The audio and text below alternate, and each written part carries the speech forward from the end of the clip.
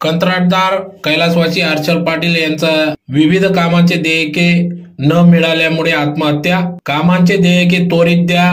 Contractor association, electric association, जिल्हा परिषद contractor association यांच्या वतीने जिल्हाधिकारी सीओ यांना निवेदन व कैलासवासी हर्षल पाटील यांना अभिवादन श्रद्धांजली। याबाबत अधिक वृत्त असे की सांगली जिल्ह्यातील तांदूळवाडीचा होतकरू उमदा कंत्राटदार कैलासवासी हर्षल पाटील यांनी जल जीवन मिशन अंतर्गत कामे घेतली होती। सदर कामांसाठी सुरुवातीस स्वतःचे भांडवल लावले व ते संपल्यानंतर बायको व आईचे दागिने देखील मोडले। त्यानंतर खासगी सावकाराकडून व्याजाने व ओळखीच्या लोकांकडून उसनवार पैसे घेऊन कामे पूर्णत्वाकडे नेले।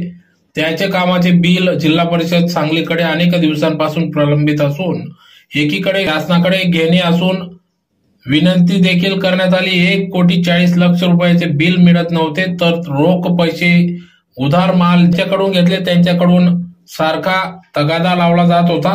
चक्रव्यूहाच्या गर्दीत अडकून शेवटी कैलासवासी हर्षल पाटील यास जीव गमवावा लागला। जीव देणे वाचून अत्यंतर नाही अशी विवंचनेत कैलासवासी हर्षल पाटील यांनी आत्महत्या केली।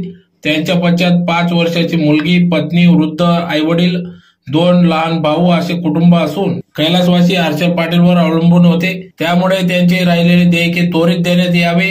कैलासवासी हर्षल पाटीलचे अनुकरण करून इतरांनी आत्महत्या करू नये असे शासनास वाटत असेल तर शासनाने जलजीवन मिशन सह सर्व हेड खाली जी बिले प्रलंबित आहेत ती त्वरित देण्यात यावी। सदर सर्व देयके ही त्वरित देण्यात यावी अशी मागणी या निवेदनातून करण्यात आली।